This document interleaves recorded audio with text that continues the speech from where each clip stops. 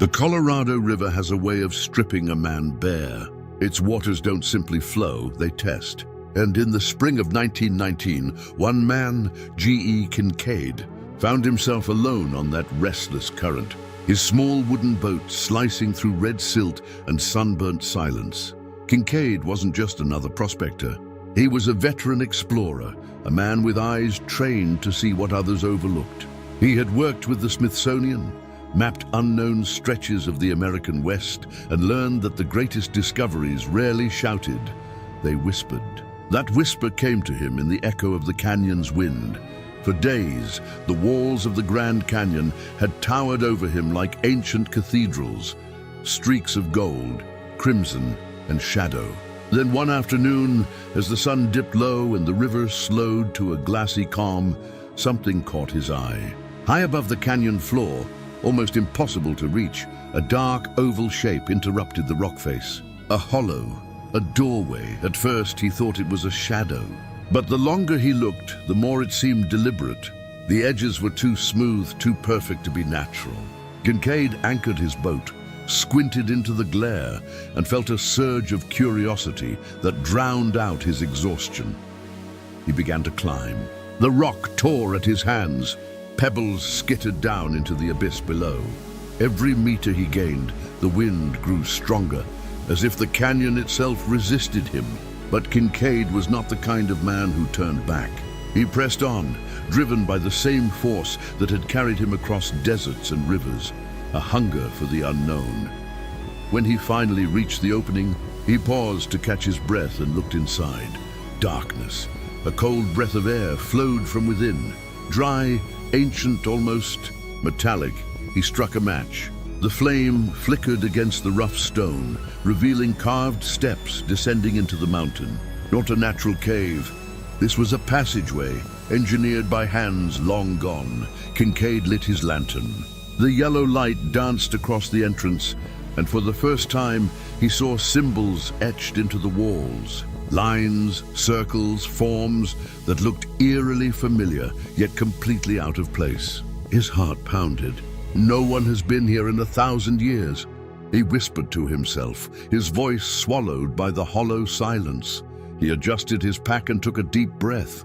Behind him stretched the endless canyon, vast, wild, indifferent. Ahead of him lay a darkness that could change everything. And so, with one final glance at the blazing horizon, G.E. Kincaid stepped into the unknown. The moment Kincaid's boots touched the cold stone steps, the air shifted. It wasn't just cooler, it was heavy, as if the mountain itself exhaled secrets it had guarded for centuries. His lantern light quivered across the narrow walls, revealing tool marks, deliberate, precise. This was no mere cave. The steps led downward in a tight spiral. Dust and silence coated everything, muting the sound of his breath. After several minutes, the staircase widened into a small chamber. Kincaid stopped, raising his lantern higher. What he saw froze him. The walls were carved with figures, men in headdresses, animals, geometric shapes, and symbols that seemed both Egyptian and Native American, impossible combinations. He ran his fingers across the carvings, tracing the grooves. They were deep and smooth, as though etched with tools far more advanced than what ancient tribes of the region were believed to possess. On the far side of the chamber stood an archway. Beyond it, a vast corridor disappearing into darkness. He hesitated. Every explorer's instinct told him to proceed. Every survival instinct told him to turn back. But Kincaid had come too far for caution. The corridor was lined with statues, tall humanoid figures with serene faces, hands pressed together in gestures of reverence. The craftsmanship was flawless, unlike anything found in North America at the time. Each statue faced east, as though waiting for something, or someone. As he walked deeper, the light from his lantern flickered across what looked like pottery. Tools and fragments of stone tablets covered in writing he couldn't decipher. Some of the symbols resembled early Sanskrit, others unmistakably Egyptian hieroglyphs. How could this be here? He murmured. At the end of the corridor, he stumbled upon something that sent chills down his spine. A large stone door, carved with an intricate depiction of a man surrounded by rays of light, holding what appeared to be an orb or sun in his hand. The artistry was breathtaking and terrifying. Kincaid approached cautiously, brushing away dust to reveal a smaller inscription below. The language was unknown, but one symbol stood out: a spiral, repeated 3 times. It looked like a warning. He pressed his hand against the stone. It shifted. A faint rumble echoed through the corridor as the door slid open. Behind it, another chamber. As his lantern illuminated the space, he gasped. The chamber was enormous, at least 200 feet long, with a vaulted ceiling that shimmered faintly as though embedded with crystals. Rows of stone platforms lined the walls, each holding what looked like mummies. Dozens of them. Their faces were calm, their bodies wrapped in linen so well preserved that he could still see the texture of the fabric. Some wore golden bracelets, others intricate headpieces. The craftsmanship was ancient Egyptian, yet here they were, deep beneath the American desert. Kincaid's mind raced. Had he discovered proof of an unknown civilization, one that linked the old world to the new? He quickly jotted notes, sketching the chamber and its contents. His hands trembled. He knew the magnitude of what he'd found and the danger it represented. Somewhere above him, the Colorado River flowed on, unaware that beneath its canyon, history was about to be rewritten. Kincaid raised his lantern, once more staring into the endless dark corridors branching beyond. "This isn't just a tomb," he whispered. "It's a city." As the echo of his whisper faded, Kincaid realized the chamber was not isolated. 3 tunnels extended from its far side, each wide enough for a small cart. The air that drifted from them was dry but breathable, a sign of vast spaces ahead. He hesitated, his lantern trembling slightly in his grasp. Then curiosity took the lead. He chose the middle passage. The corridor sloped downward gently, its walls cut smooth as if by machines, not primitive tools. He paused every few steps to mark his path on the wall, a habit learned from years in the field. But the deeper he went, the stranger it became. Symbols covered nearly every surface. They told stories, if one could read them. Figures kneeling before tall beings with elongated heads. Stars, suns, ships, not on water but in the sky. The resemblance to ancient Egyptian iconography was unmistakable, yet subtly different, as though from an older, forgotten culture that Egypt itself might have descended from. Minutes turned to hours. The narrow passage opened suddenly into an immense gallery. Kincaid lifted his lantern, and the flame's glow reflected off polished stone columns stretching into the darkness. He took a few steps forward and gasped. Before him stood an entire underground city. Terraces and corridors connected dozens of chambers carved into the canyon's bedrock. The architecture was both functional and majestic, a blend of Egyptian geometry and Native American symbolism. Massive statues lined the walls, each depicting figures holding spheres, staffs, or scrolls. Kincaid's heart pounded. He approached one of the statues and examined its face. Broad nose, almond-shaped eyes, a calm, almost divine expression. Beneath it, an inscription, "Guardians of the Eternal Sun." The deeper he ventured, the clearer it became that this was no burial site. This was a civilization, one that had lived, worshipped, and died here. In one chamber he found pottery, bronze knives, and beautifully decorated urns. In another, what appeared to be an ancient altar, still stained with pigment, perhaps used in ritual offerings. At the center stood a golden idol, a seated figure, arms outstretched with rays engraved behind its head. The craftsmanship rivaled anything found in Egypt or Mesopotamia. Kincaid dropped to one knee, overwhelmed. "This changes everything," he whispered. He opened his notebook, scribbling furiously. An underground complex, advanced. Artifacts consistent with Egyptian 4th Dynasty craftsmanship. Possible contact between continents before Columbus? But something in the silence began to bother him. The deeper he went, the more he felt watched. His lantern flame flickered as if disturbed by a breath of air, though the air around him was still. Then came the faintest sound. Like stone sliding on stone, he froze. The sound stopped. Just the echo, he told himself, though his pulse betrayed his fear. He pressed on, determined not to let imagination override discovery. At the end of a narrow hallway, he stumbled upon what looked like living quarters.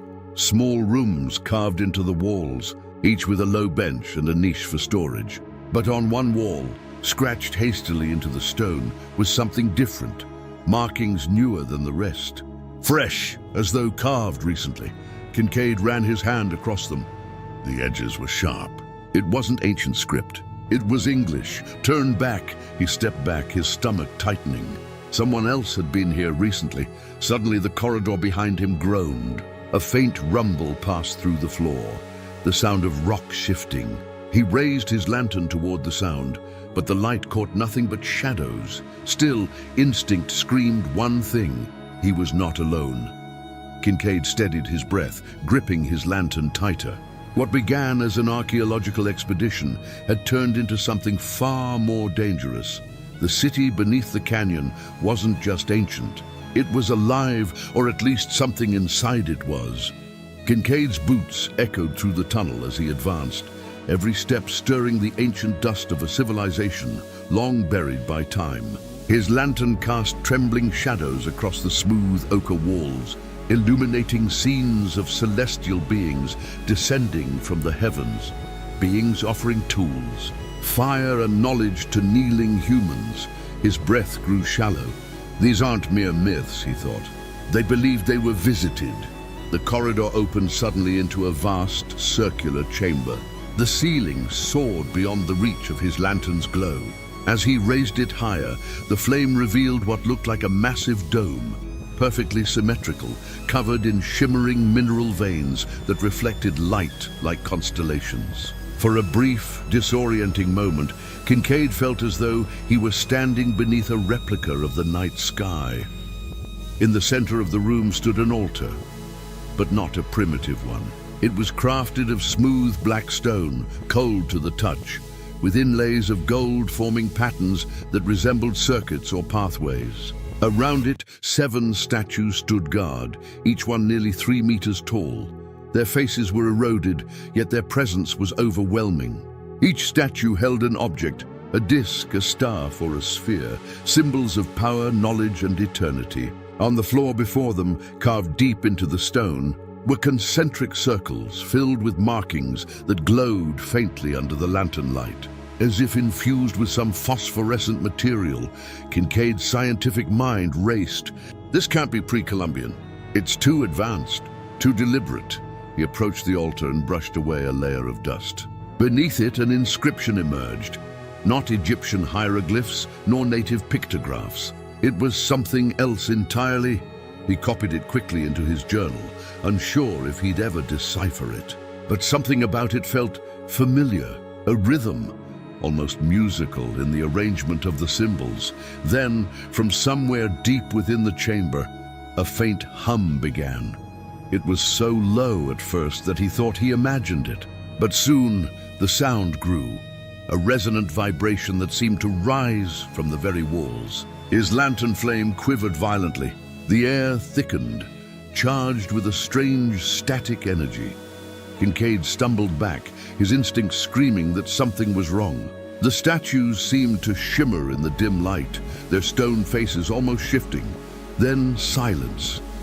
He exhaled slowly, the pounding of his heart filling the void. He forced a nervous laugh. "Just the air currents," he muttered, though he didn't believe it. Still, his curiosity overcame his fear. He walked around the altar, tracing the carvings with his fingertips. Behind it, he noticed something unusual, a panel of stone that looked slightly misaligned. A faint draft seeped through its edges. He pressed against it, nothing. Then, remembering the strange markings on the floor, he stepped onto the innermost circle. A faint click, the panel shifted open, revealing a narrow passageway beyond, and a staircase descending into total darkness. Kincaid hesitated. His training told him to return, to mark the site and report back. But something deeper, older called to him. A sense that this discovery wasn't just about archaeology, it was about truth. He took a deep breath and began his descent. The air grew colder. The light of his lantern barely pierced the shadows, but the walls glistened faintly, as if lined with crystal. The staircase spiraled down and down, until it opened into a colossal chamber unlike anything he had ever seen. At its center rose a structure, part temple, part machine. Metallic veins ran through its surface, pulsing faintly with light. Suspended above it, a sphere floated in midair, humming with a soft, rhythmic energy. Kincaid stood frozen.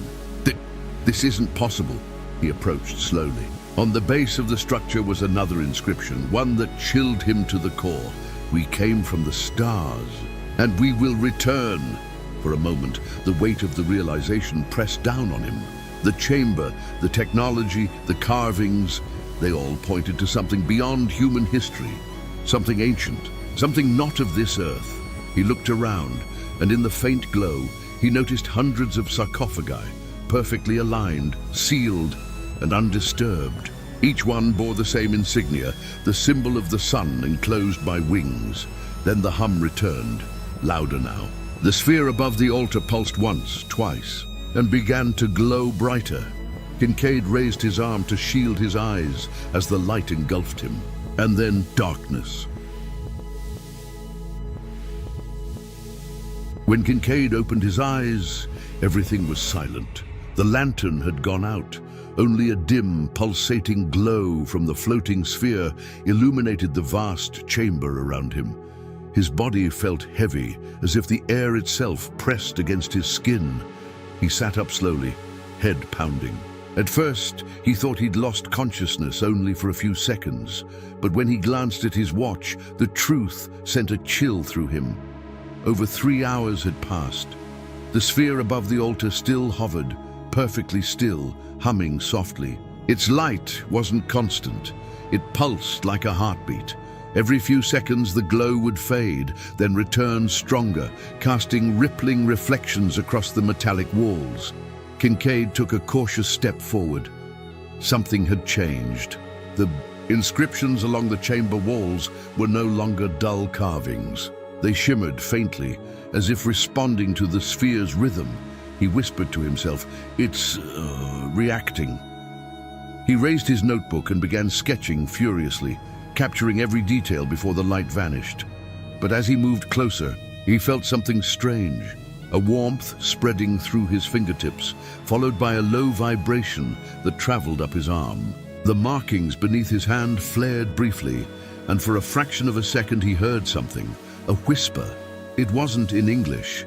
It wasn't even human. But the tone, it felt ancient, like a memory calling from deep within the earth. He stumbled back, heart pounding. Then, from the far side of the chamber, a flash of movement, a ripple of air, like heat distortion. Kincaid froze. "Who's there?" No answer. Only the steady hum of the sphere, driven by equal parts terror and fascination. He approached the altar again. He placed his hand near the base, where the golden inlays formed a spiral pattern. To his astonishment, the light followed his movement, the spiral glowing brighter wherever his fingers traced. Then the hum deepened.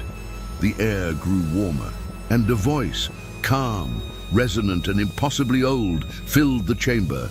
The guardians sleep. The light remembers. Kincaid staggered back. The words hadn't come from the sphere, nor from his imagination. They were real, echoing through the walls like the voice of the temple itself. His rational mind fought for explanation, acoustic resonance, psychological illusion. But before he could think further, the sphere began to descend, slowly, gracefully, until it hovered just above the altar. Its surface rippled like liquid, metal revealing faint shapes within, human faces, serene and timeless, as if watching him. He wanted to run. Every instinct screamed for him to leave this place and never return. But he couldn't. This was beyond discovery. It was revelation. He whispered, trembling, "What are you?" The light flared once more, flooding the chamber in blinding brilliance. And for the briefest moment, Kincaid saw something. Not with his eyes, but with his mind. He saw towering cities of gold and glass, rising from oceans that no longer exist. He saw beings walking among men, teaching them, guiding them, and finally vanishing beneath the sands of time. Then darkness again. The light faded. The hum ceased. Kincaid fell to his knees, gasping for breath. His notebook lay open beside him, pages fluttering in the faint breeze. On one of them, written in his own handwriting, though he didn't remember writing it, were 5 words: "They will awaken once more." He stared at the words, his mind spinning between awe and fear. Was this a vision, a hallucination, or had he just witnessed something humanity was never meant to see? As he rose unsteadily to his feet, he noticed something new. The sarcophagi around the chamber, the ones sealed for millennia, now glowed faintly from within. Kincaid's breath caught. No! The hum returned, deeper and slower this time, resonating through the floor like the pulse of a sleeping giant. He backed toward the staircase, unable to take his eyes off the glowing coffins. Something ancient was stirring beneath the canyon, something that had been waiting. The first tremor was barely noticeable, a faint vibration through the soles of Kincaid's boots. He froze, staring at the glowing sarcophagi that lined the chamber walls. The faint hum that had filled the air moments ago had deepened into a low, rhythmic pulse, like the slow beating of a heart buried beneath the stone. The light inside the coffins flickered, then stabilized into an eerie golden glow. Dust rained softly from the ceiling. Somewhere in the distance, rock cracked with a deep, resonant groan. Kincaid's instinct screamed at him, "Get out!" He stumbled backward toward the staircase, clutching his notebook and lantern. But the flame inside refused to ignite. As if the air itself no longer obeyed the laws he knew, he took a deep breath, forcing himself to focus. "I came here for truth," he muttered. Not for ghosts, but the truth was already unraveling before him. As he climbed, the pulse in the air grew stronger. The walls themselves seemed to breathe, expanding, contracting, alive. The carvings that had once appeared as ancient hieroglyphs now shimmered with liquid light, moving like veins channeling energy through the temple. At the top of the staircase, he turned one last time toward the chamber below and froze. The sphere, the same orb that had hovered above the altar, was rising again. Only now it was splitting apart, fragmenting into smaller orbs that began to drift through the air like glowing embers. Each one floated toward a sarcophagus. As the first orb touched the stone surface, the hum intensified. And then a hand, a pale, slender hand pressed against the inside of the coffin lid, the fingers curling, straining, alive. Kincaid's heart nearly stopped. He didn't wait to see more. He turned and ran. Up the stairway, through the narrow corridor, the beam of his failing lantern flickering across metallic walls, etched with faces that now seemed to watch him. The ground shook violently. Rocks fell around him as the echo of 1,000 whispers filled the tunnels. Not angry, but mournful, like a chant in a forgotten tongue. When he finally burst into the open chamber where his rope ladder hung, the cool air of the canyon hit him like salvation. But even here, the vibrations followed, the ground pulsing beneath his feet, the walls trembling as if something immense was shifting far below. He climbed as fast as his arms would allow. Each pull felt heavier than the last, his body trembling from exhaustion and fear. Halfway up, he risked a glance down. The light was still visible deep below, a golden, swirling mass expanding outward like a sunrise trapped beneath the earth. Then, a sound unlike anything he had ever heard, a long, deep tone, as if the canyon itself had drawn breath. It resonated through the rock, through his bones, through his very soul. He reached the surface just as the first rays of dawn touched the rim of the canyon. Gasping, covered in dust and sweat, he fell to his knees beside his pack. Behind him, the ground shuddered once more, then fell silent. The light below dimmed, fading until only the cold wind remained. Kincaid sat there for several minutes, staring into the chasm. His hands shook as he opened his notebook. On the last page, he found something new, a drawing. He didn't remember sketching it, but there it was. A massive figure standing beneath the canyon, its eyes glowing like twin suns, surrounded by what looked like the same orbs he had seen in the chamber. Beneath the drawing were 4 words, written in his own handwriting. "They are waking now." Kincaid closed the notebook, his mind spinning. Was it hallucination? Contact? Or something humanity had forgotten? A civilization not lost, but waiting? He stood and stared at the horizon, the morning wind whispering across the desert. Somewhere deep below, the pulse continued, faint but steady, and he knew then, with bone-deep certainty, he hadn't discovered a tomb. He had disturbed a slumber. When G.E. Kincaid finally emerged from the Grand Canyon, he looked less like an explorer and more like a man reborn from the depths of another world. His clothes were torn, his face burned by the desert sun, and his eyes, once sharp and determined, carried a strange, distant gleam. The locals at Marble Canyon remembered him. They said he arrived at dusk, stumbling into the small trading post with a canvas bag clutched tightly to his chest. He asked for food, water, and silence. Over the following days, Kincaid sent a series of coded telegrams to Washington, D.C., addressed directly to the Smithsonian Institution. His message was clear: ancient subterranean complex discovered. Metallic artifacts of unknown origin. Possible pre-Egyptian influence. Need immediate dispatch of an academic team. Then for several days, there was nothing. No reply, until one morning a black car arrived at his hotel. 2 men stepped out, suits pressed, faces expressionless, bearing the insignia of the Smithsonian's Department of Anthropology. They introduced themselves politely. They congratulated him, and they asked for his notes. Kincaid hesitated. Every instinct in him screamed that something was wrong. But they were from the Smithsonian, the very institution he had trusted all his life. So he handed them his journal, his sketches, and even a small artifact he had brought from the site, a metallic tablet engraved with symbols that no known culture had ever used. The men examined it silently. Then they left. That night, Kincaid's hotel room was broken into. His spare notes, gone. His camera, smashed. Even his field maps had disappeared. He wired Washington again. No response.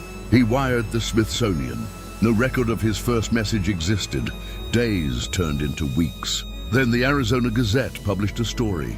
Explorer discovers lost Egyptian city in Grand Canyon. It quoted Kincaid directly. It described temples, idols, even mummified remains. But just as quickly as it appeared, the story vanished. Copies of the newspaper were pulled from circulation. The editor who published it reportedly resigned days later. By then, Kincaid had disappeared. Some said he returned to the canyon to prove his discovery again. Others whispered that the Smithsonian had relocated him, and the truth, to ensure no one ever followed his trail. Officially, the Smithsonian denied the expedition ever took place. No records, no funding logs, no employee named Professor S.A. Jordan, the supposed archaeologist assigned to verify Kincaid's claims. When a journalist asked about the story in 1947, the Smithsonian's response was blunt. "We have found no evidence that such a discovery was ever made, nor that any explorer named G.E. Kincaid was in our employ, and yet photos of the Arizona Gazette article still circulated. Copies of Kincaid's field letters appeared in private collections, and in one Smithsonian archive log, long since declassified, a line was found, dated April 1909, delivery received. Copper artifacts from canyon excavation. Storage referenced a C-19872, restricted access." That entry was later crossed out in thick black ink, but it was too late. The silence had already become the loudest sound in American archaeology. The sound of something buried, not by time, but by choice. Kincaid's name was erased from the records. His discovery dismissed as a hoax. The canyon sealed off under new, restricted zones. Yet among those who had read his letters, a few explorers, journalists, even military surveyors, the legend persisted. They called it the Hidden Empire beneath America, a secret so profound it could rewrite human history, if only someone could find it again. More than a century after G.E. Kincaid vanished, the Grand Canyon still guards its secrets. Tourists come for the sunsets and the silence, unaware that beneath their feet may rest one of history's most extraordinary enigmas. In 2019, a team of independent researchers led by Dr. Eleanor Voss, a geologist with a taste for controversy, launched a private expedition to a restricted sector known as the Marble Rift. Her goal wasn't treasure, it was truth. The area had long been off limits, fenced by the National Park Service and patrolled by drones under the pretext of environmental protection. But satellite scans told a different story. Beneath the sandstone layers, strange geometric voids appeared, symmetrical, massive, and aligned like corridors. Exactly where Kincaid's coordinates would have placed his discovery, the team moved under cover of darkness, hauling equipment through the rocky gulch. The air smelled of dust and iron, and every gust of wind carried the canyon's ancient whisper. On the third night, one of the scanners malfunctioned. The signal jammed for 12 seconds, then returned showing a faint pulsing glow from deep within the rock, as if something metallic was still humming far below. Voss stared at the screen. "Either it's an error," she said, "or it's still alive." When they lowered a probe into a narrow fissure, the camera caught a fleeting glimpse, smooth carved walls reflecting a golden shimmer. Then the feed cut to black. Back at camp, the team reviewed the footage frame by frame. For an instant, a symbol flashed across the lens, an unfamiliar sigil, circular and complex. Later comparison revealed it matched a drawing found in Kincaid's recovered notebook. The next morning before dawn, park authorities arrived. They claimed a drone had detected unauthorized excavation. The researchers' equipment was seized, their footage confiscated for analysis. Dr. Voss returned home empty-handed, her expedition officially discredited. Yet 2 months later, she received an unmarked envelope. Inside was a single photo, the same sigil glowing faintly against stone, and a line written in pencil beneath it. "They are waking now." No one knows who sent it. No one knows how the image escaped government custody. Today, if you hike near the Marble Rift at night, locals say you can sometimes feel a vibration through the ground, steady, rhythmic, almost like a heartbeat. The rangers dismiss it as seismic activity. But the older guides, the ones who've lived their whole lives along the canyon's edge, tell a different story. They say the Earth remembers. That once, long before the United States existed, something vast slept beneath the desert. And maybe, just maybe, it's beginning to stir again. Dr. Voss never returned to the canyon, but in a recent interview, her last before vanishing from public view, she left one chilling remark. Kincaid wasn't the first to find them. He was the last to leave alive. As the sun dips behind the red cliffs, the shadows stretch long, swallowing the paths once carved by explorers and dreamers. The wind hums through the gorge, carrying with it a low, hollow resonance. Not quite sound, not quite silence. Perhaps it's nothing. Or perhaps it's the echo of a civilization forgotten, calling softly from the depths of America's heart.